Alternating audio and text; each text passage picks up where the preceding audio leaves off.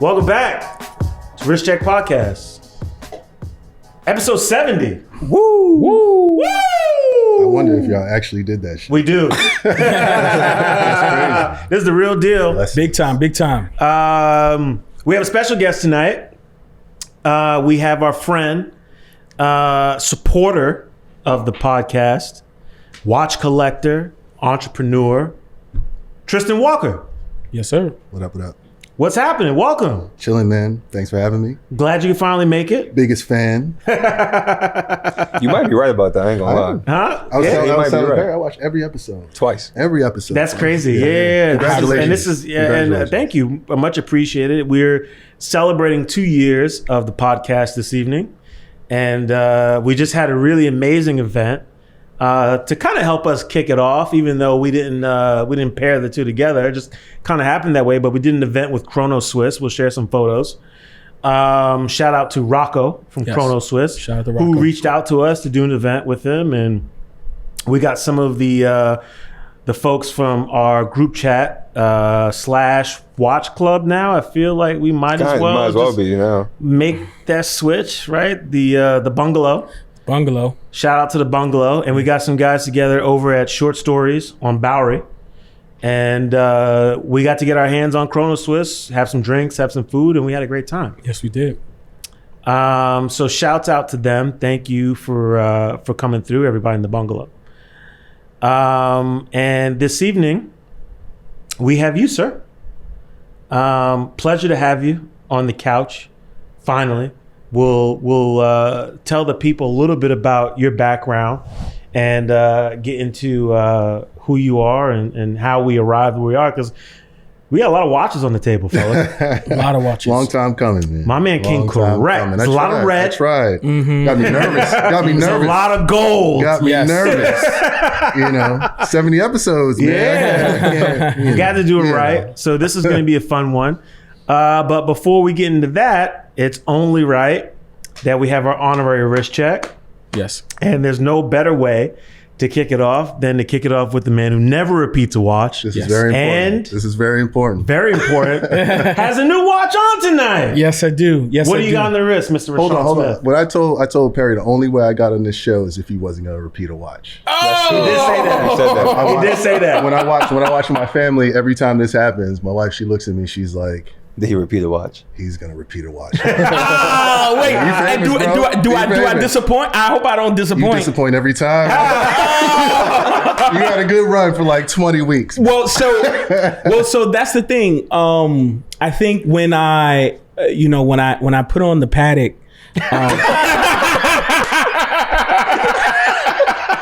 Flex Hogan, ladies and gentlemen. it was like, I felt like it was a part of me. I loved it. I appreciated it. It was a watch that I celebrated with like a really good friend. Someone I've also shared with our viewers that is like a brother to me now. And was just so kind enough to give me the opportunity to acquire this timepiece. And I was like, man, I can't take it off. But for the timepiece I'm wearing tonight, I think is very, very appropriate because, this show was stemmed from, the voices of people of color, the message and what we look to convey and push the culture forward. And to have, a Black entrepreneur, someone that's like, you're talking about competing at the highest level, collecting at the highest level, doing business at the highest level. It's like, all right, I got to come correct. You came with like 12 watches. I got to come with the right really one. pumping up what's on your wrist right now. But I feel like it is just right to share this piece. So shout out to our good friend Rotimi, the founder of Sovereign Watches. Respect. Shout out to Rotimi. Shout out to Rotimi. We have here the calendar, the Sovereign calendar watch. I have to say, I actually really enjoy this piece. The dial color is very interesting. It's like aqua blue. It's an aqua blue. Yeah, it's cool. There pretty are two other colors, like kind of like core colors. You have a black and you have a white and you have a red. Yep. Which are kind of like the safe options. But then I think this one kind of channels a lot of New York. You know, with like the aqua blue and then like the hints of orange. I mean, this piece is a banger. Speaking of the paddock, obviously owning a 5726 annual calendar, this timepiece operates the same way. Yep. AM, PM indicator, day, date with the power reserve. Yeah. For only $650, 5726 is $50,000. Where's he from? He's from Canada. Okay. Yeah, he's in Ottawa. Yes. Yeah, in Canada, yeah. Black owned. Black owned. Yeah. How long he been around? I don't know how long he's been around. I want to say maybe 2 years. Yeah, it's new. it's very early. Yeah. It's very, very early. I mean, to have this timepiece at $650, and for it to be as complicated as it is, I think this is what answers a lot of the questions that we get from our viewers. What watches can you get sub 1,000, or what timepieces that you get over a Michael Kors watch, or the fashion watch? Like, going this route and then the plus being black owned, I think just like puts the icing on the cake. Yeah. I think another plus with that is that, you know, I love that watch because I love the price point that he's competing at. Yes. And you're talking about that Seiko price point, right? And it's you're competing with Seiko and delivering a complication, Yes. which is pretty incredible. Very incredible. Was he a watchmaker beforehand? Or? He's an engineer. He's an engineer. Yeah, he's an engineer. So he's an engineer. He's an engineer by trade, but very similar to us all, just like loves design. That's dope. You know, just enamored by just the idea of, you know, geographics and shapes and manipulation and all those kind of things. Because the dial there's a lot happening on that dial. A lot happening. But in the best way possible. You know, you're talking to, I think, 3 guys that really enjoy complications. To deliver a complicated watch at that price point Yes. is pretty incredible. And it definitely, I think, resonates with a group of people who have a certain level of experience they want from a watch. And so I think you're the right person to experience that, which is why you're testing it out right now, because there will be a review coming soon. Yes. But I think he's really onto something. He only sells online direct? He does. So he is online direct. So it's DTC, direct to consumer. And he has we have a special discount code with him, actually. Yes, we do. So I gotta take this bad boy off for you. if you do want to try out and test out this watch, you can get it at a discount off. We'll add it to the link. We'll add a link to it, and we'll post about it. Yeah. Maybe we'll even flash it across. But it's a fun watch, and it looks better on the strap. I think. Does. So that's also another thing too. So I chose to put it on the strap. So it's $650 on the bracelet? It comes with the strap. It comes with the strap, and it comes with a watch roll. So the coolest thing too is that it comes with the strap, watch roll, and then it also has a deploying clasp, which, like, you know, I was so excited to kind of mess around with the watch that I probably didn't put it on correctly. So that's why, like, it kind of like is a little bit, you know, flimsy. But I was so excited to wear the watch that I was like, yo, this has to go on the strap. I think, you know, a timepiece is really good if it can live on both strap and bracelet. Yeah, it's true. For me, because the bracelet kind of channels a lot of like that 70s influence, I already have a lot of timepieces that kind of do that. So I wanted something very different from me. So I wanted something more contemporary, because I do collect more classic brands or classic watches. The contrast is also really nice. Yeah, for sure. And black on too. It's just a fun piece. I think I'm happy you're wearing it tonight, because I know how much of a watch lover you really are, how much of a collector you are, and when I saw it, I was like, Rashawn is gonna dig this. This is a cool piece. But what I love is you have guys, people, because they're women too, that are getting into watchmaking or creating watch brands that are delivering amazing experiences. Like they're thinking about it from an experiential point of view. So they're saying, hey, listen, it's we're not going to do just a time only or a time and date. Like, why not go for it? Do something that a lot of brands aren't giving you at that price point. And I can't think of a Seiko watch that offers a complication like that. No, at that price point. They're only divers. It's just like rotating bezel, which obviously is easy to do. Yeah. And then it just have like a date. It'll just have a date. Or shoot, you make it easy and there's no date. You know what I mean? You cut your costs there. But the fact that it has all of these functions and they all like operate seamlessly. You would think for a watch that, is at this price point that, maybe the hands will get stuck or, it doesn't really turn over, when you go into the next date. But this watch, it holds its own. Yeah. It does. And I think he's using a Miyota movement. Yes. So it's talking about like a workhorse of a movement, it's the right one to use for that watch. Home run. I think he did a good job. Knocked it out the I park. still be put on these black owns, man, because there is no information. No one sharing any information about like great black owned watchmaking business. Yeah, here's someone that's like dope. actually competing at a price point that I think is It's great. Merits people's attention and it's hard to delivering do. something. It Yeah. is. It is very hard to do. Yeah. Especially at that price point. Yeah. That's not an easy thing to do, and he's done it, and he has a great product. And it's just a fun watch. Yes. Especially at that price point. It's Yeah. like, go for it. You can't go wrong. And you got the discount coming your way. Yes. So, Ben, Yep. what do you got on the wrist tonight? You got something special? I got something special, something more fun than what you probably used to see me wear. So this was actually a birthday gift from Davey in the bungalow. Shout out to Davey. It's the Shout out to third Davey. time I wear it, but it's the first time on the show. So I've worn it for the last 2 days, and it's the Coca-Cola G-Shock. I actually love that piece. Yeah. The That's translucent That black. strap is fire. crazy. really So good. you all know Is that how black much or I love. green? It's green. It's like the old Coke bottle. Yeah, but it kind of looks yeah, it's cool. it's So really good. you all know my love nice. affair with Coca-Cola, especially in the glass bottle. That's no Yes. secret. Yes. So I was super hyped when I got this watch. And yesterday, like, I don't know what got into me yesterday. I had to go to work on my day off. I was like, I don't want to, I'm not really into it. I'm not really feeling it. Sure.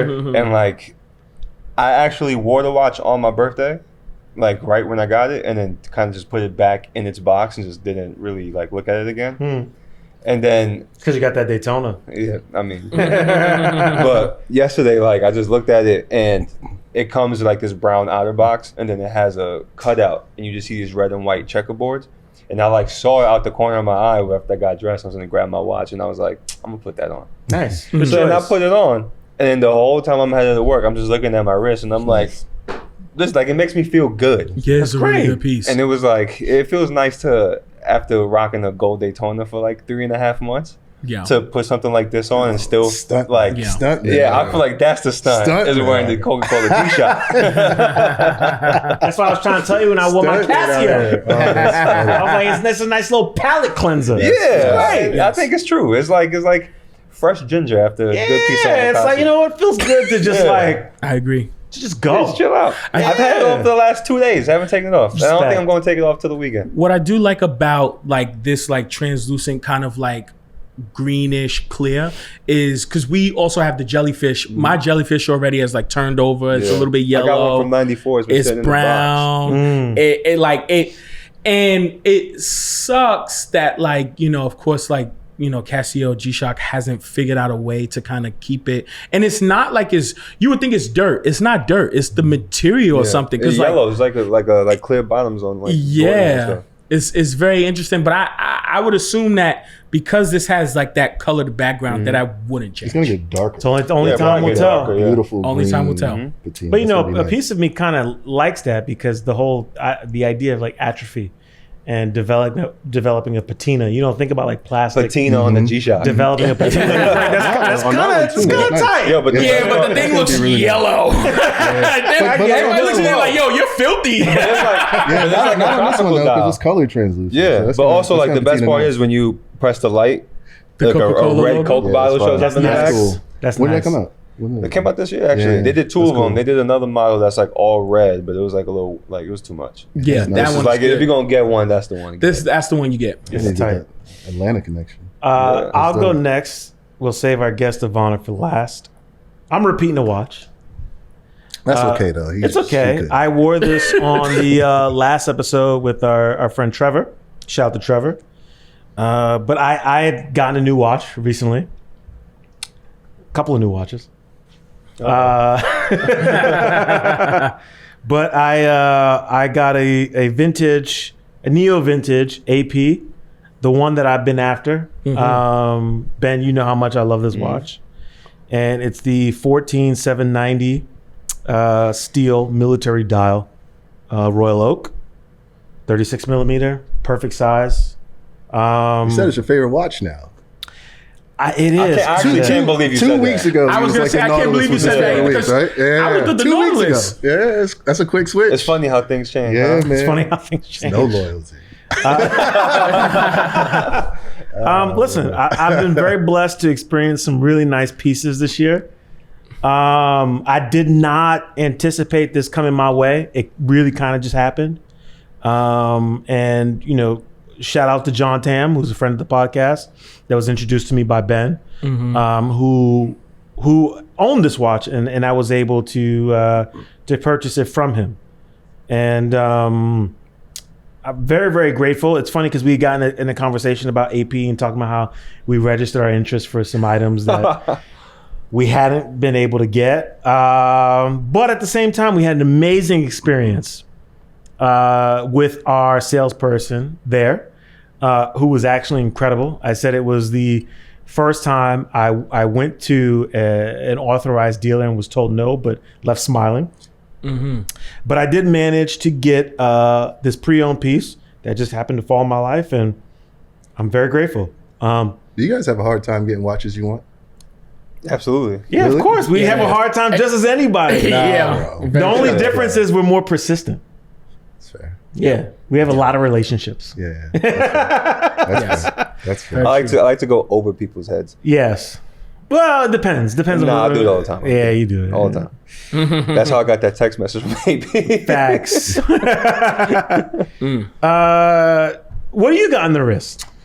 First vintage watch ever. Woo! This is a Cartier Tank Normale London, 66, painted enamel dial, faceted winder, no minute track. I love this design, man. Like, It's beautiful. I mean, everybody talks about their Grail. This is it.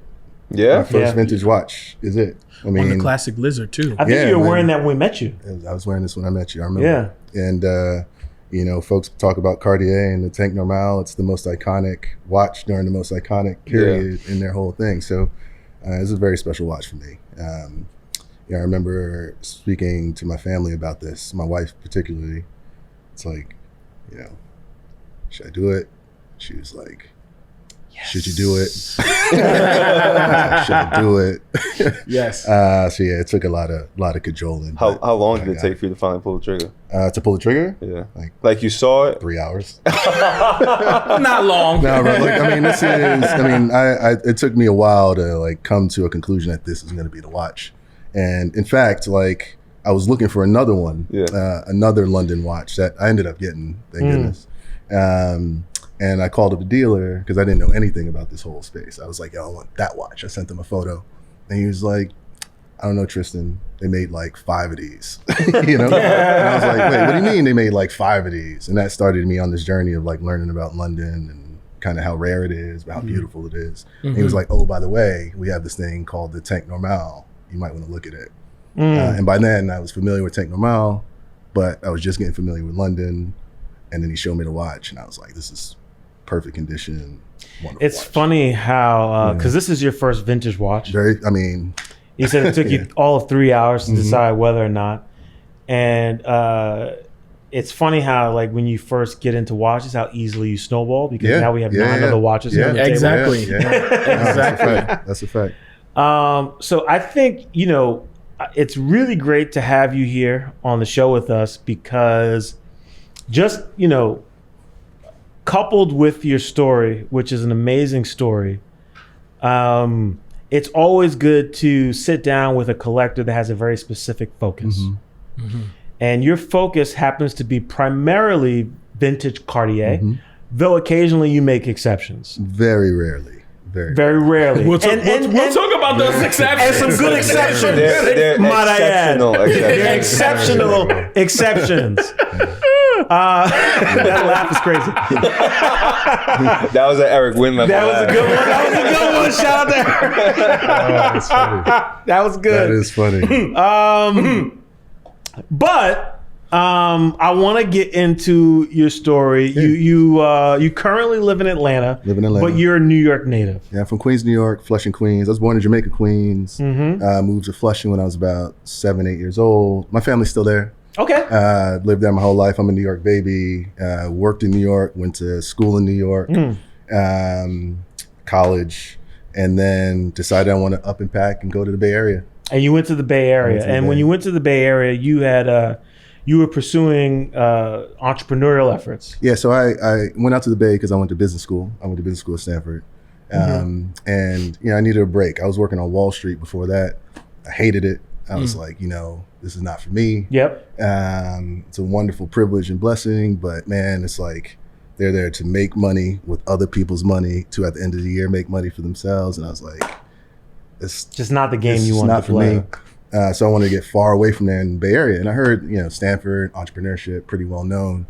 But when I went out there, I got into business school and I learned about this technology thing. Okay. And that kind of bit my entrepreneurial bug, and kind of the rest is history. Yeah. And you, over that time, you made history. You founded a company, entering a space where you saw that there was a gap. Yeah. And this was in the men's hair care and skin care space. And you founded a company called Bevel. Bevel, yes. Yeah. And explain for those listening and watching, what was Bevel? What was, I want to get to the essence of sort of what was the gap that you saw? Yeah. And what did you feel that you could offer in creating Bevel? Yeah, it's a testament to why I really appreciate what you guys are doing. Honestly, I remember the first time we met, the first thing I said was like, yo, you guys have got it. And like, there's a formula that I think explains it. And it reminded me a lot of when I was starting Bevel. Like, there are really only 3 things that I care about for my career. First is Black culture. Yep. I really think that it is the most important theme I could focus my career on. And I've dedicated my life to it. Second, especially being out in the Bay, was technology. Yeah. Right? But particularly, like, how do we equip these curators of culture, right, Black culture, with the tools to spread that culture? Right. And I learned a lot about, like, when you think about distribution and growth, what it could lead to, which is this. I love great brands, I love great brands because if you really get it right, you could change public opinion. Yeah, absolutely. And I think what you guys have, what Bevel aspired to do, was to really check all 3 of those boxes. You know what I'm saying? So, Bevel, look, it's in its most simplistic way, it's a beauty company, grooming company, focused on the needs of Black men. Go figure, right? Yep. Like, we need shit that's different for us. Absolutely. Who would have thought? And I felt in like every category, watches and music and whatever you want, right? Like, the culture contributed a very important part of what it became. And I think in our industry, particularly for Black men specifically, I think when you think about Black women and their contribution to culture, it's completely changed retail. It's changed. So they set the roadmap, but I wasn't seeing that happening for Black men in our category. So I felt there was an opportunity to up-level the expectation, right, from us, from retailers, in the same way that, like, I really encourage you guys to, like, up the expectation. And I dedicated my life to that sole purpose. So we decided to make products that work for us, and there were a lot of people that agreed that they needed products that work for us. Right. And one of those people was legendary hip hop artist Nas. Nas. He was one of your your first He investment? was my very first investor. Wow. You know, and still a great friend supporter to this day, right? Authentically good dude. Wow. You know? Shout out to Queensbridge. Yeah, I remember meeting him the first time. Like I've had the good fortune to meet a lot of like celebrities and stuff. That guy starstruck. Like I was completely starstruck. Having to pitch that man on the other side of the table, and like he looked at me, he's like, "Yo, it's good. Like calm down." But I have to give him a lot of respect because after like 5 minutes of meeting him, no joke, he was like, "I'm in. Like, what do you need from me?" And I'll never forget. He was like, I always my entire career wanted to be a part of a clipper company. Oh, wow. Everyone knows him from his haircuts and the half moon and all that. I used to rock the half moon in my hair. So to hear that from him and to know I could do that for him, and we did it, you know what I'm saying? It was like a best highlight of my career. Wow. So Black culture, technology distributing it, and like great brands for us. And I care exclusively about like celebrating that. Yeah. Well, absolutely. Yeah. And what's funny too is that Nas today, and some people know, maybe people don't know. But some youngins out there. Sorry? Some youngins out there don't know who Nas is. Some youngins out there don't know who he is. We getting there. We getting there. Yeah, right? We getting there now, but also an avid watch collector. Yes. Who was featured in the book A Man and His Watch with the 5712R on a strap. Yeah. Before it was like crazy to get one. Yeah. He had one. So someone who's consistently been ahead of the curve. That dude is the coolest dude out there. Very legendary. He's so cool. Tastemaker. Go ahead. You had something? One thing now that I was going to say when you were kind of speaking to the origin story of Bevel and especially like your value system, I think something that we preach and something that we also implement as well is being able to touch your end consumer or the value proposition, and why do you invest in Bevel blades versus Gillette or anyone else? And I could say even before meeting you, I had personal friends that actually have been in your ads and campaigns. Dope. Yeah. And it's not only like just one person, and it's not like some like super famous, like, straight chisel, like,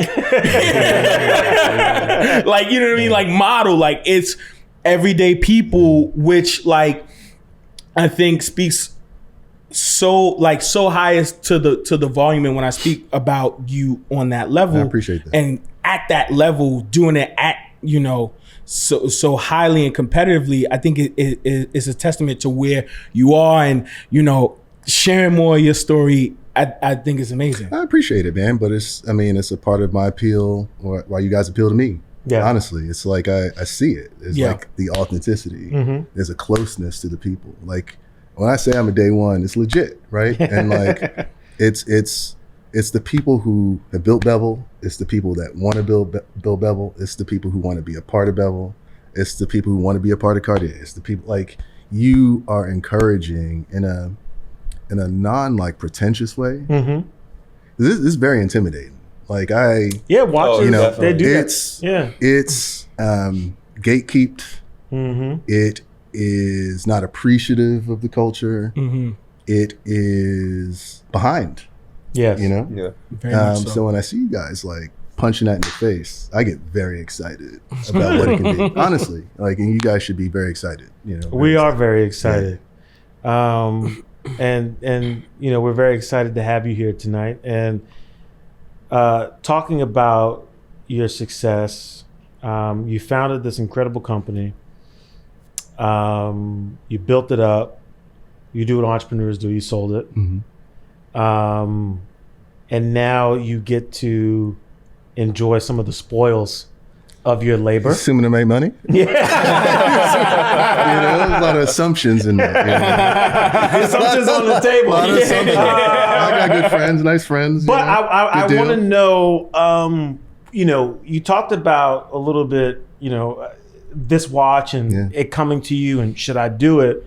But I want to backtrack just a little bit from there and ask you what initially even sparked the interest. Yeah, it's funny because when I watch your shows, I start to feel a little bit embarrassed because I don't have one of those stories where like my father gave me a watch. Sure. Or like I found one at a yard sale that was owned by Muhammad Ali. I I don't have. In fact, though, funny enough, this is like a side story. Eric and Charlie, I was texting. I was working one day, and then I got a note from Charlie. He was like, "Yo, did you see this link?" And I clicked on it, and it was like an Omega that actually had an engraving with Muhammad Ali. And I was like, I want it. I want it. And then Charlie was like, too late. Somebody already told me. Charlie's good for something like that. That is Charlie. That's very Charlie. That's very Charlie. Charlie's on the other end. He's like, got him. Exactly. You got to be quicker than that. But I don't have one of those stories, you know? Yeah. So like my introduction into this is actually very funny. I think I was looking at like Pinterest or something crazy. Okay, right? yeah. And then I saw what inevitably was this watch dial for this London Benoit.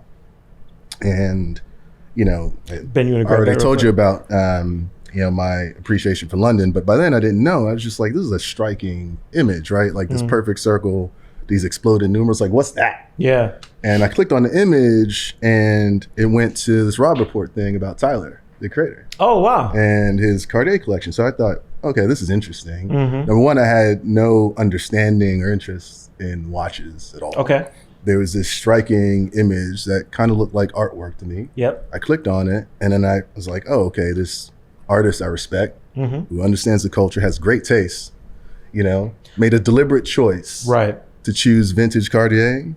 And when I started to learn about the London thing, I was like, oh, he gets it. Yeah. And immediately I think I was like, Cartier London Benoit, right? And one of the first articles that came up was this guy, Harry Fain, who's a dealer out in London. He collects like Cartier watches, vintage watches from the 20s to the 60s, and Objet d'Art too. Like he used to be an art dealer. Okay. Gave up his thing and he was like, I'm only collecting vintage Cartier stuff. So I reached out to him and that's when I was like, hey, like, do you have this watch? And he was like, nah, we don't have that. Like, you won't be able to find it. And too bad. But we have this kind of normal thing. So literally I started with a click of a digital image that looked like art to starting to get very excited about what this brand meant in this world, which was actually very interesting. I think that's incredibly telling because it really speaks to how people are discovering watches today. Yeah. And, though you didn't have that story, that romantic story that it seems like a lot of people have, I think far more people today are experiencing what you experienced. Yeah. And I don't think that there's anything wrong with that. I would say, there was romance in it too. There's always romance in the hunt. Yeah, like Tyler has taste. 100%. And he put the brand on a map. He this did. Like very Parisian luxury business. Yes. And he gave them more credibility. So like that kind of elevation of like legacy was interesting, and to see this black man do it and be responsible for it was motivating. Yeah. And I was like, interesting. Yeah. And I said, number one, I like this. I'll probably like it too much. So I got to choose. Yes. And I got to like box myself in. So I started kind of the Cartier thing, but then I started to think, all right, what do I like? Because they've been around for decades. Yeah. 40s, 50s, and London. Yes. And that's where How I'm did you centered. arrive at that? Yeah. Like understanding that, okay, this is the era, or Well, the eras that I really appreciate. Yeah, there's no shortage of like information about London and like its era, and it's just objectively like beautiful dial. Yeah. Like for dress watch. They're the cleanest. Yeah, it's especially just on Cartier. Cartier is known for it, and this is like the pinnacle of Cartier. Yes. Eric Wen, one thing he says to me, a lot of people say like buy what you like, but he's like, no, buy what you know.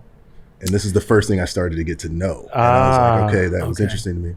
And then the 40s. At the highest level again. Yeah, well, I'm very fortunate to have that access, and I'm very lucky.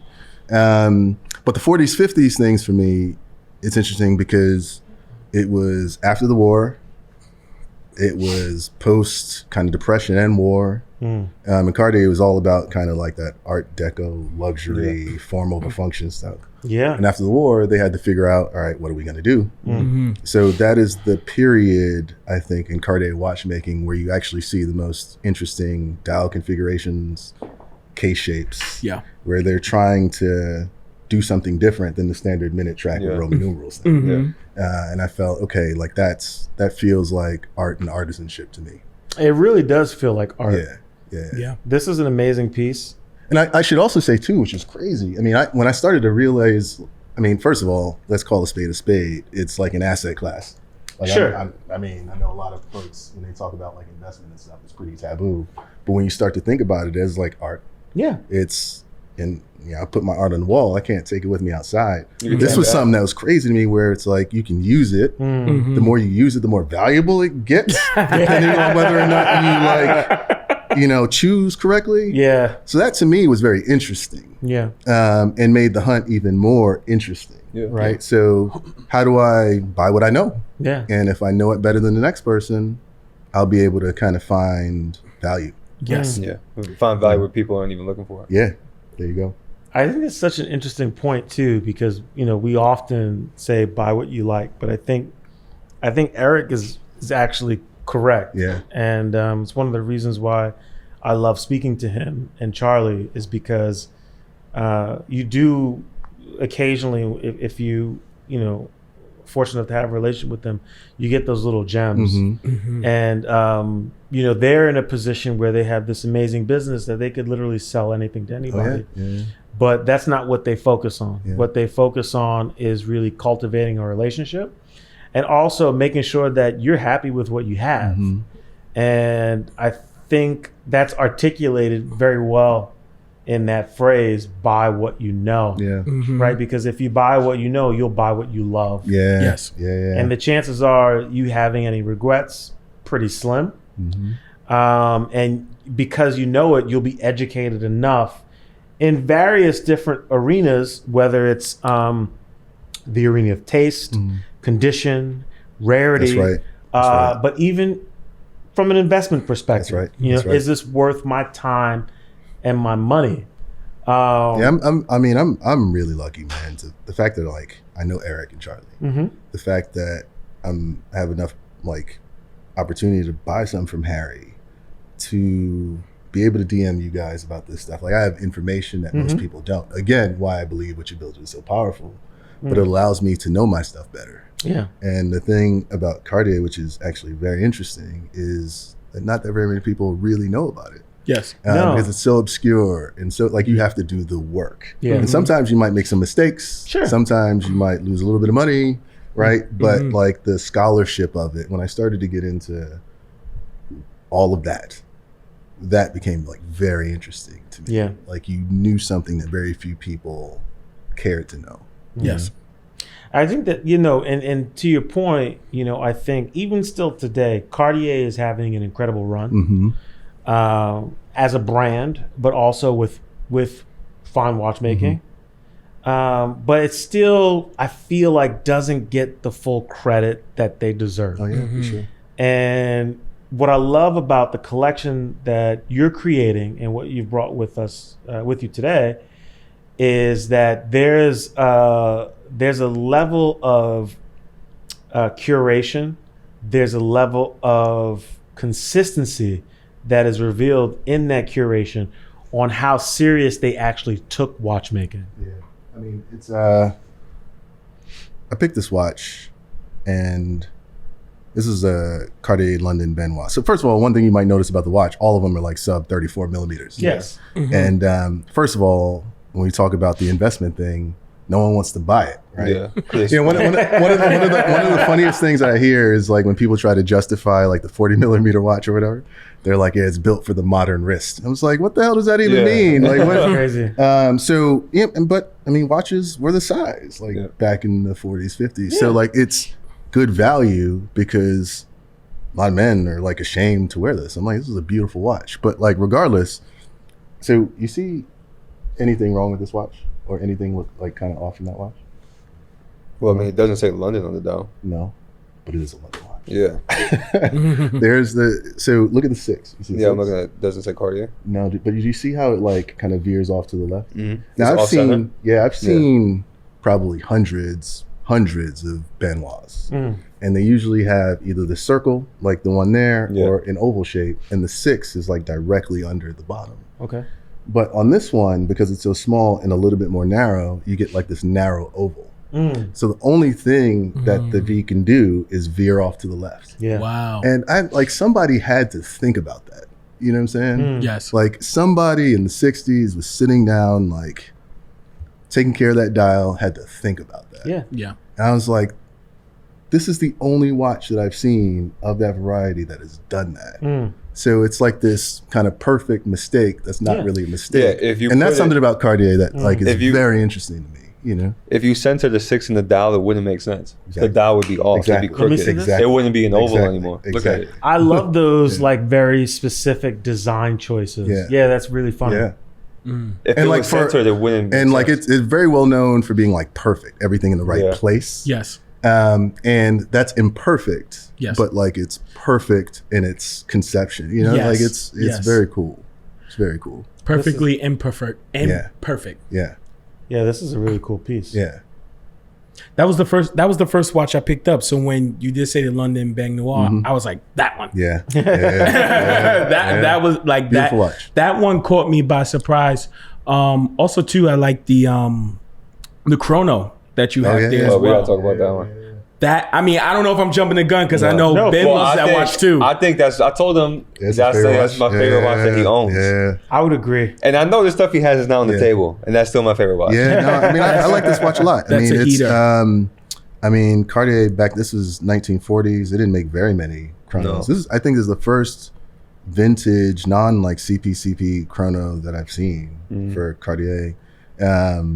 You know, those kind of blue hands are just like incredible. Yep. And like perfect patina. Yeah. I love this watch. I mean, it's the only, with the addition of like my kind of memo box, only one with like complications. Yeah. So I'm not like big on all this crazy complication. I'm not Yeah. like, what am I I never use it, right? Yeah.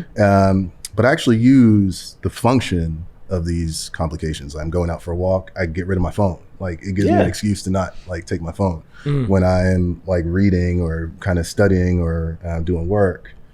With my alarm, I was like, I don't need my phone. Let me just set the You get to alarm. go And it's like analog for a delightful. minute. Yeah. It's And nice. it's a very, even if for 20 minutes in the day, you know Yes. what I'm saying? It's Yeah. like, it gives me an excuse. Well, it feels more to not intimate use that my way too. phone. Whatever Yeah. you're doing, you feel more connected to it. Exactly. So this feels, I mean, this one especially feels really special because, I mean, again, goes back to that 40s, 50s. What is Cartier? Yeah. And this, on the surface, isn't Yeah, Cartier, but no it's one Cartier. thinks that's Cartier. Yes. especially in No one Ford. thinks it's Yeah, Cartier. yeah, it's The- cool. And the cool thing about this, so this actually has a Jaeger movement Yep.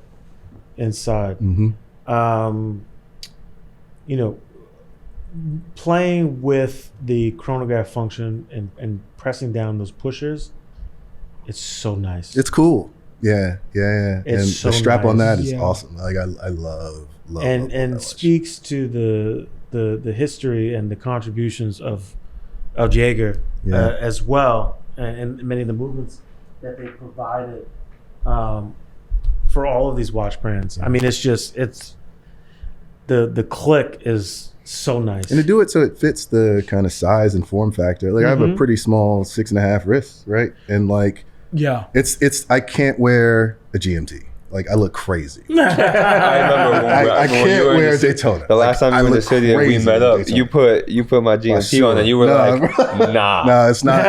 You're like, no. Like functionally, it just doesn't work. I just look crazy. So like vintage Cartier is the one where I actually felt comfortable. And, like, But the whole, these 40 millimeter watches, this is a whole new advent. Yeah, really. Like this is really, in terms of the history of watchmaking, this is like still very baby. yeah. Yes. Yeah, You know what I'm saying? yeah. Like this was the, you talking about quintessential like wristwatch size Yeah. that the gentleman wore. Yeah.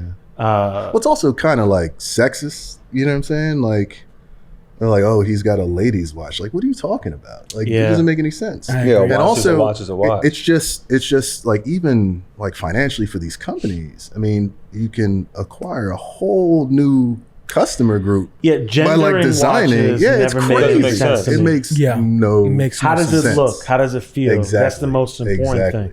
Whether it Exactly. has stones or no stones, whether it's a 40 or it's a 27, it shouldn't matter. What Is it matters nice? Does it fit you? You know, is what I'm how saying? you wear it. Yes. And I think what's cool is like your introduction to it, right? Like someone like like Tyler, Yeah. who kind of breaks down all of those norms, like doesn't really listen, you know, to the fray in terms of like what's acceptable or, you know, the thing that like I should be doing, but like just goes about it his own way. And he's not gonna have like a bust down Royal Oak. You know what I'm saying? No, like, I mean this is the guy who and there's nothing wrong with it, but like that's he went on the radio and was Yeah. like bashing Rolex. I hate Rolex. And I was like, when I heard it, I was like, I don't agree with you, but I love it. Yeah. You know? Yeah. Because I appreciate the sentiment. Like I appreciate that he's so comfortable in who he is, but also very comfortable with knowing who he is. Yes. What he likes, what he's dialed into, what works for him. And he's like, no, this is the shit. Yeah. Like, You know, this is Cartier. This is the where it's at. sauce that a Yeah. lot of you are missing, or you can't get into for whatever reason. Like, I'm gonna take advantage of this. It's interesting to me because like you couldn't have asked for a better gift than getting like Tyler creative platform like Cartier watches. Yeah. And it's like since that article, what have you seen? You know? Yeah. Like and they haven't he's really pumping taken other watches advantage now. of that. And it's that's part of the cycle of the problem. You know what I'm saying? It's like I agree. underappreciation. The thing for is that a cultural lot things. of these companies they're incredibly late to the party. Yeah. You know, they have the benefit of having their HQ in Switzerland, where they live in the bubble, and they are still trying to understand how these different markets operate. And there's many to consider. You know, you've got to consider the entirety of the European market. You've got to consider the Asian market, which is a whole nother thing unto itself. And then you got to consider the American market. And I think what many of them miss between both the Asian market and the American market is how much identity is wrapped up in the psyche of consumerism. Yes. Right? How we view ourselves, how we present ourselves, how we identify ourselves. It's incredibly important, and it really impacts how we navigate throughout our lives. Yeah. And it doesn't matter what community you occupy, it's still all hitting those same notes. Right? How do I see myself in the world? How do I move and operate through it? And a lot of the Swiss are just like Swiss made. Yeah. I mean, that's the answer to everything. Just like that too. And it's like, I don't know if you see what the Japanese are doing. Yes. I don't know if you see what the Germans are doing. Yes. And now we have American watchmakers and watchmakers in the UK stepping up to the plate. Yes, sir. Right? So if you continue to operate in this bubble, you're going to miss a whole lot. Yeah. And it's the reason why people continue to talk about the rise of the independents. Yeah. Got to step it up. You got to engage communities. Well, you also got to, you got to put people in these companies, you know? 100%. I, That's how you change the mindset. Yeah, I met with a couple of people at Cartier and who work there. It's like, okay, this is interesting. I'm curious, like how you kind of show up. And I saw people look like me in the room, which was nice. And I was speaking to one of the folks who helps manage like events and stuff, and she was telling me, we put on this event in Detroit for like Cartier glasses and stuff. I'm like, okay, like for the Buffies. that's interesting. You know what I'm saying? Like, and if it weren't for her, they wouldn't have done it. You know what I'm saying? So you start to see how, okay, this stuff can work. If you keep applying the pressure. 100%. Yeah. Absolutely. Yeah. So it's funny too. Shout out to our good friend Ronaldo. Yeah. We kind of Ronaldo's one of those guys. You could call him Spider-Man. He just like the webs. He's like hitting the webs and he just like pulls it all together. But he was a gentleman that kind of like put us all in touch and things like that. And I had the opportunity to hang out with him last weekend, and we actually went to the Human Made event, and Nigo was auctioning off some of his pieces. Two parts of it. One, I was very disappointed that I felt like people didn't know what they were looking at in the realm of like the lots were low. What was the crowd?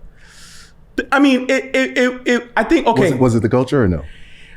I think it was everybody that was in it that wanted to be important. Like everybody wanted to be more important than actually being a fan of being there. I feel you holding back, bro. Just say what you feel. I try to be respectful because I had some friends there too. Yeah. But I got you. I think like, you know, I think the magnitude of what, you know, someone like Pharrell, Nigo, like these guys, you know, they birthed the idea of being the gentleman. Yeah. So when you talk about Tyler and him collecting vintage cars, him collecting trunks, him collecting Cartier, I don't really think there was an individual, a gentleman, an American gentleman that cared so much about, you know, the laptop case he carried along with his wallet, with the shoes he wore, the car he drove, a Birkin, like all of those kind of things. Like the idea of this like distinguished gentleman didn't come before these guys like kind of like implemented it. Yeah. You know? Yeah. That's interesting. It did, but a lot of people don't know who it came from. I might have an idea. You know who it came from. It came from Ali. Yes. We have a friend, Ali, who is, and this is one of the things that I tell brands all the time, because they always go for like celebrity influencers, and I'm like, you got to find out who's influencing the influencers. Oh yeah, yes, yeah, no doubt. And the guys who are influencing the influencers, who are the real tastemakers, and can, you know, determine whether or not your brand succeeds or fails. A lot of, you know, they don't know them in the mainstream. And there's a friend of ours. His name is Ali. He goes by Ali of A Noble Savage, and he's the guy. Yes, he's the guy who everyone learns from. Yes, he's the guy who Kanye learned from. Tremaine learned from, Virgil studied, Pharrell studied, lives here in Brooklyn, very humble life. Yeah. You go to his place, you go, what the fuck? Yeah. This is crazy. Yeah. He's got everything. Yeah. Yes. He's that dude. Ronaldo's kind of like that too, though. Yo, Ronaldo is car like collection. That too. Crazy. It's crazy that, like, I don't know if Ronaldo and Ali know one another, but they need to know one another. Yes. Yeah, because these guys and the way that they impact culture is kind of crazy. Yeah. Like, so just putting it out there, you know, you viewing Wrist Check Pod, you've seen a lot of legends. Y'all don't even realize it's the truth. influence. I told Ronaldo that. I told him I said, is kind of crazy. The alum that we've had on this show, you know, I think gets overlooked. We honor our guests because we know who they are. I think you know, our listeners, if they know, they should get on board if they don't. But years down the line, when people start to see the caliber of guests that we've had on the show so early, they're gonna be like, yeah, it's crazy. Rich Check Paul was crazy. Yeah, culture never loses, man. And like the thing that makes the watch industry so intimidating is because of the gatekeepers. Yeah. And when you start to see platforms kind of like tear down those walls, because I've seen it in so many different industries except for this one. And like the more and more you guys, CP Time, Complecto, you see it crumbling. And it's like, I can't wait till that shit breaks down. It's coming, and I think that's why you're starting to see us form together like Voltron. Yeah. Quite literally, like the where it's a reclamation, right? When you see what like Swiss is doing in art, like showing up at these auctions, getting like this wonderful art. He's doing them with watches too. Yeah, exactly. And now it's going to come here, right? We're gonna claim our own promotion 100%. of these watch companies, right? Yes. Like this is ours. 100%. Cool. Yeah. You got some. You wanna hit the next note because you look like you got something that. What we got? I wanted to look because I can't see from this far. This piece here. Yeah. Oh, that's the one. This is the one. I mean, definitely caught my eye from when I sat down when we were kind of like loading up and getting ready to rock. The bracelet is crazy. Yes. The bracelet is crazy. The mesh bracelet. Yeah, 40s watch, tank, raised enamel. I'll admit, I was telling Perry a little earlier, the dial wasn't so great on this original dial, but we got that cleaned. And I was like, you know, I know, you know, when you start to talk about kind of cleaning, reprinting, I was like, nah. Some people, I was like, that watch is crazy. Original bracelet. And that is again one of those like non-Cartier things. Yes. You know, and you won't find that watch. No. You will not find that watch. The indices are You know made what I'm of saying? what? Raisin enamel. Oh, Yeah. it's nice. This is good. Yeah, it's very good. Yeah. And at what point did you acquire this in your collection? I got that around the same time I got this watch, actually. So how long have you been collecting now? Since I bought this watch in January. Wow. So You know it's you crazy. accelerated quickly. It's not even acceleration. I buy just what give I know. Respect. And you know, when you start to think about especially this category like 40s, 50s, I mean, like I have all the books. I like go through I actually enjoy like the scholarship of it. I think and there's what's a cool million too different, is that you know? you're doing the knowledge, but also like. And I nag a lot of people. Like I text y'all Sure. like, all the time. You know what I'm But I think the reason why, Yeah, and this right. is something that we don't talk about very often because we try not to talk about investing with watches, but only because we think that people look at it in a way that is very contrived. And you're not doing that at all. What you're doing is you're curating a collection of things that you know, things that you appreciate, but because a lot of this stuff doesn't go it's not appreciated in the way that it should be, you kind of clean it up. Yeah, I mean, it's I think so. Yeah. I think so, and it's very particular. Yeah. You know, look, I don't think there's anything wrong with it being contrived. If your goal is to make money and you make money, you did it. You know what I'm saying? And it is what it is. It is what it is. I just fortunately like the things that I like too. You know what I'm saying? But I think could the very thing well be is one of when those when it is contrived, it's not this good. people. Fair. I mean, well, if you have enough money, it could be. Not even then. It comes down to it's taste. Then it's It's not. facts. It comes down to It's taste. not because at that point you're going for hype. Yeah, You know? yeah. And you're winning because there's only one other collector I think of when I think about like vintage Cartier, and it's Rowan, Yeah. who has an amazing collection.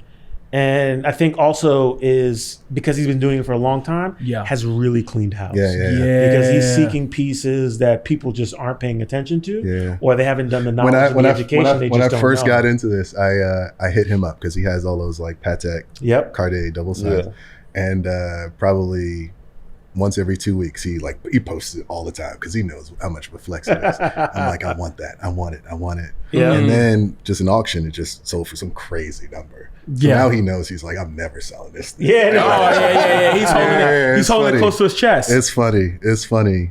I mean, this is a good one too. Like the story behind this is actually pretty interesting because this is the first thing I think I've ever bought for myself tied to like a milestone. Okay. You told me that story. I'm glad you picked it up. What was the story?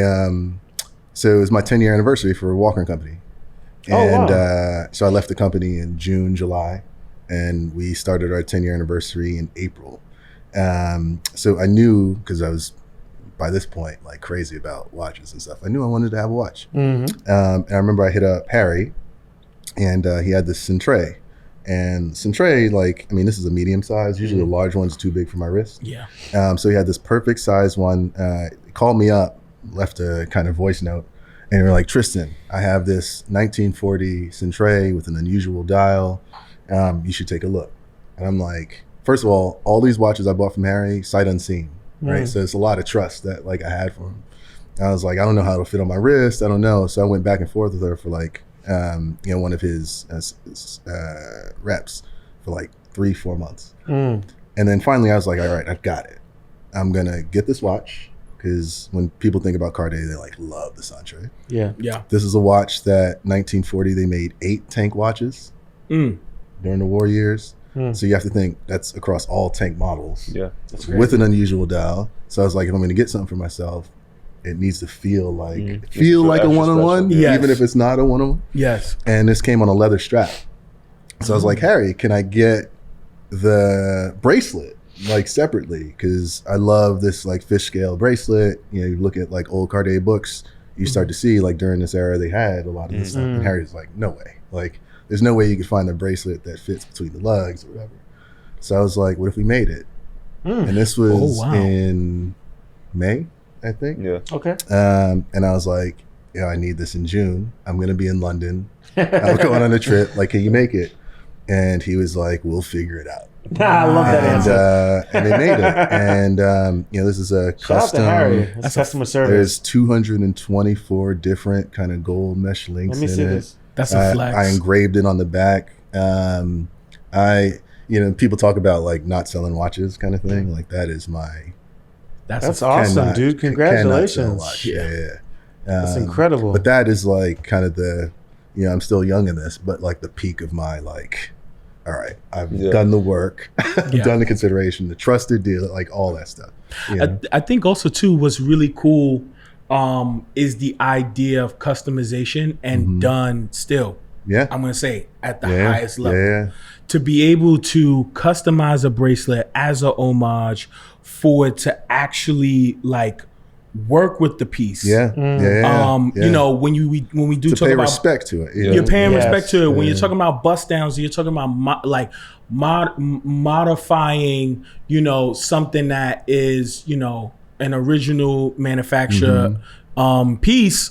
For you to do it that way, I think is done. It's done right. Yeah. It's done right. I mean, it took a lot of trust, frankly. And that whole like buy the dealer thing. Yeah. I mean, it really, I love Harry. I mean, he's taught me a lot about this. And he's like obsessed about this, So I'm very, very grateful for his scholarship and like guidance, and he's never steered me wrong. You know what I'm saying? So, I knew that watch was going to be special to you because every time we talk watches and you're like, yo, I found this, like, look at this, what do you think? This was the first one that you didn't ask me for my opinion on, but here's what was crazy. He sends me the voicemail from Harry. He's like, yo, listen to this. Oh, wow. And then when he told me about the bracelet, I was like, yo, you haven't it made. I was like, what are you talking about? He was like, yo, look at these photos from the books. He texted me the photos and he's like, I'm having that bracelet. Yeah, I thought made. about that for a while. And then he sent me a photo of it when it was done. And my only response was, what the fuck? Yeah, I was like, yo, how did he make it? Yeah, that's dope. That's good. It's so really crazy. good. Yeah, it's very well done. It's almost like a ghost style too. Like you can't really see the lumos on there. You really gotta look at it. It's crazy. Beautiful. We talked about the exceptional exceptions. So obviously you're focused primarily on Cartier. I know where you're going, bro. I know where you're going, bro. But we got a couple of Pateks on the table. Yeah. Woo! Yeah. Some really amazing Calatravas. Yeah. And I want to get into that. So let me pass this to you. Ben, you want to choose one? Yeah, we're gonna go with this one. Okay. Yeah, I just got that one, a couple weeks ago. I grabbed it for And 2 reasons. you see the patina? Yeah. Probably Probably 'cause it was a new the one. patina is crazy. It's almost like a salmon dial now. Yeah. They were supposed to be silver. Yeah, and I just learned today that that's on the back. It's stamped SNL, or Serpico and Lionel. Yeah, that's crazy. Which is nuts. It's like, okay, that's cool. Yeah. Thank you for telling me. Like, I had no idea. Rose gold, beautiful watch, perfect patina, 1950. So again, like outside of the Cartier thing, which is 40s, 50s, I just thought, and that's Art Deco. And then you have the Patek kind of Bauhaus stuff, like a complete opposite. Okay. You have form over function, and you have function to form. I think that is the perfect dress watch. So outside of the Cartier stuff, 40s, 50s, and 60s London, I started to think, the Patek 96, reference 96, and 2457, which is just the follow-on 96. I just want to get the best examples that I can get. Yeah. So I found that one because I wanted a rose. I never really had a rose gold. And this the first one I got was from Eric, aged. actually. Yeah, I mean, the patina across the entirety of the dial is great. so nice. The case, too. The case looks really good. So nice. Yeah, so I'm very happy. I actually am wearing that one every day. Like, I love that watch. Well, I was saying that's a well-loved watch. And that came, original family, woman, her dad died, and she didn't want to give it up, and eventually kind of said, it's time, and was so gracious to let me have it. Wow. Yeah, so I'm very happy about that. Yeah. So what was it?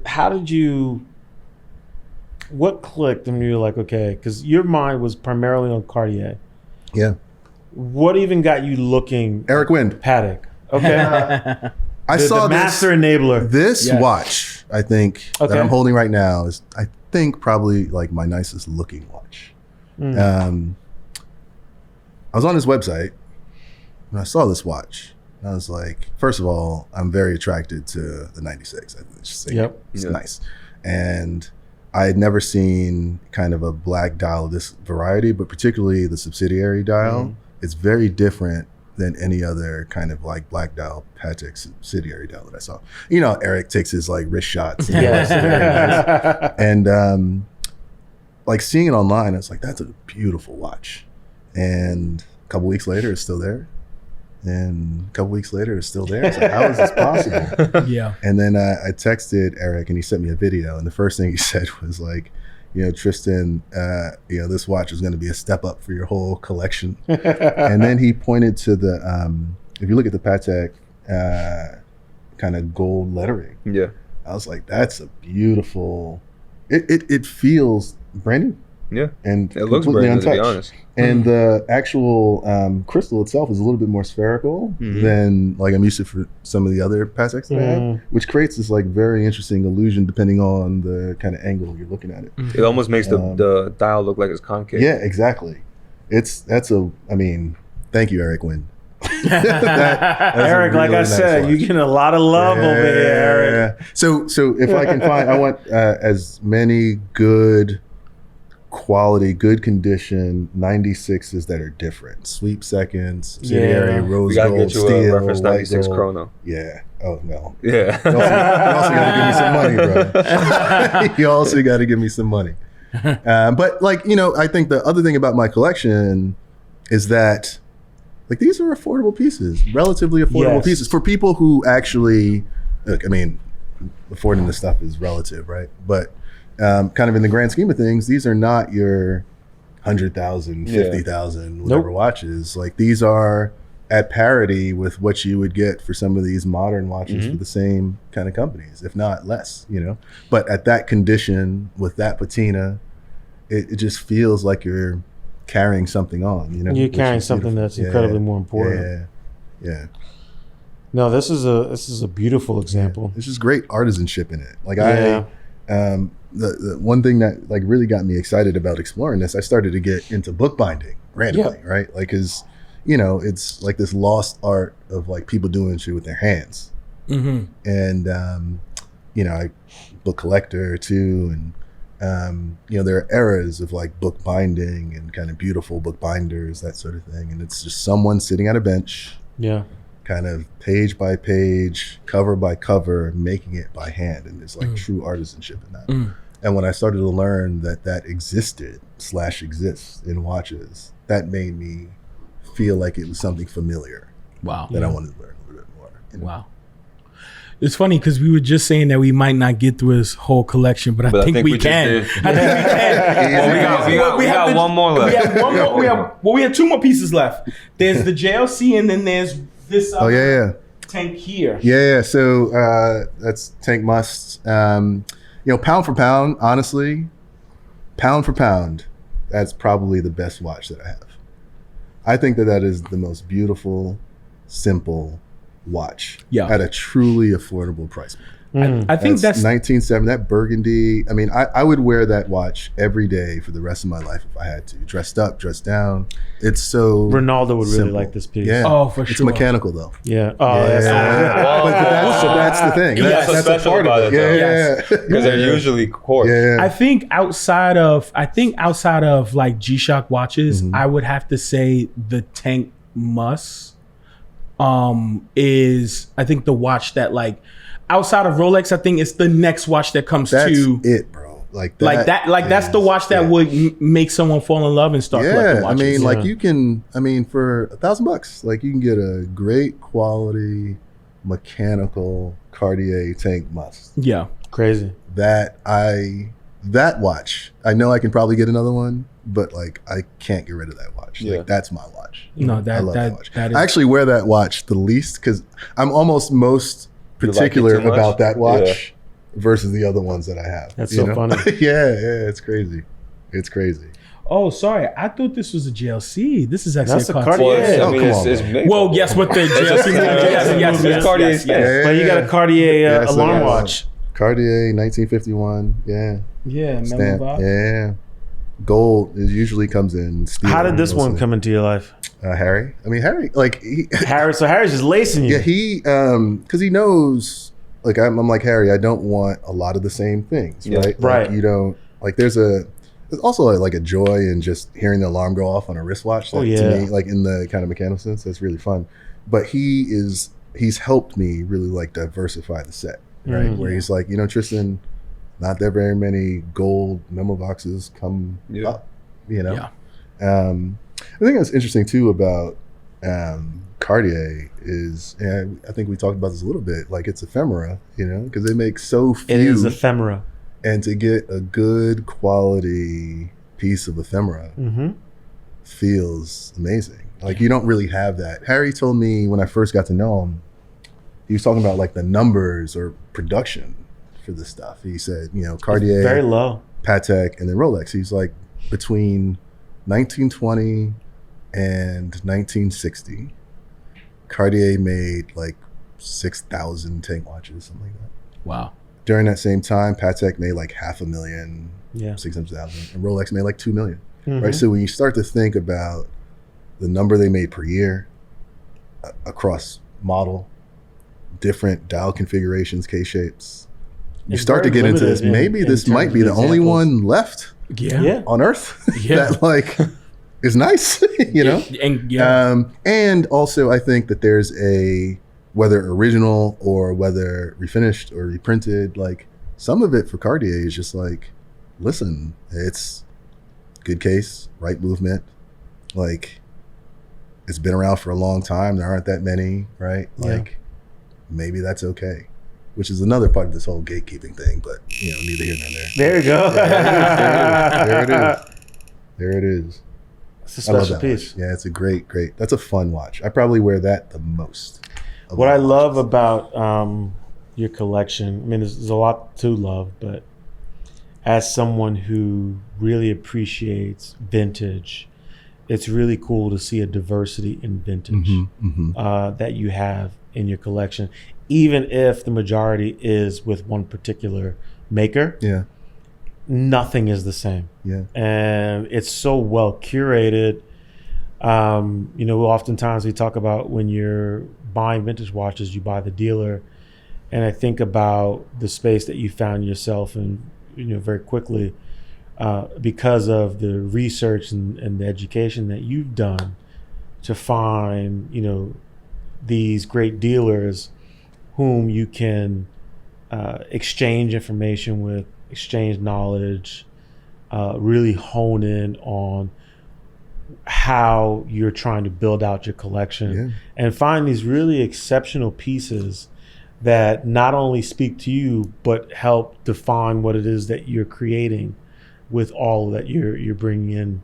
I think what's also fun about it too is, at least on the Cartier side, I'm like, there's a set number and I'm not going above that number. Like watches. Sure. You know what I'm saying? So like if I get another one, something it's got to go.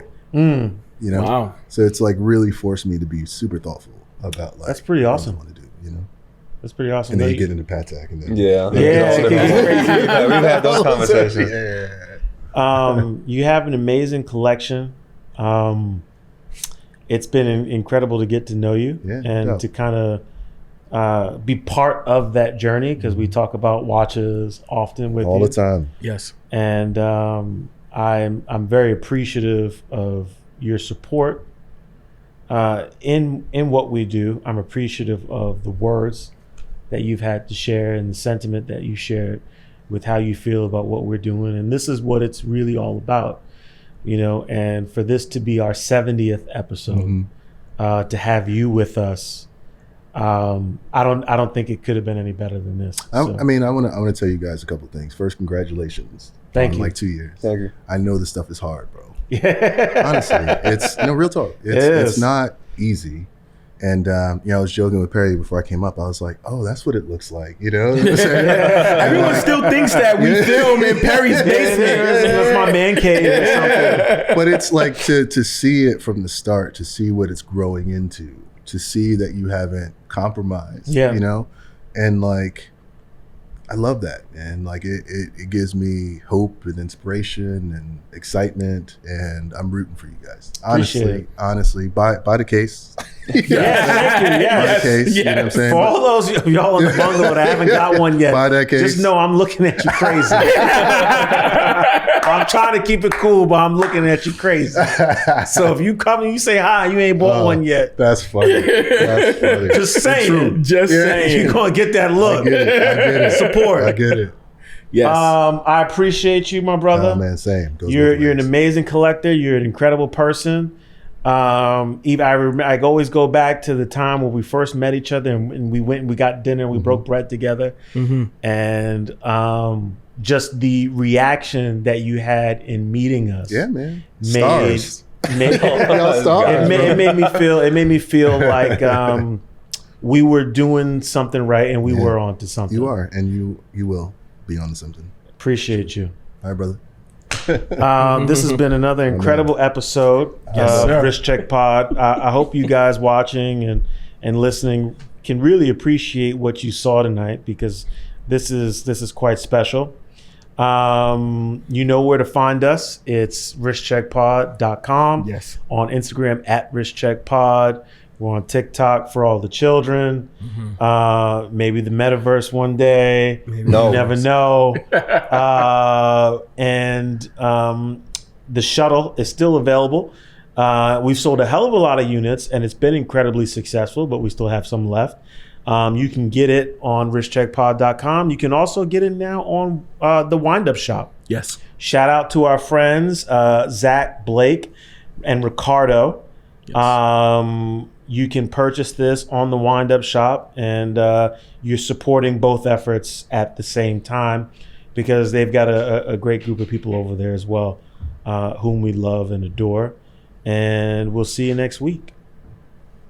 Peace. Deuces.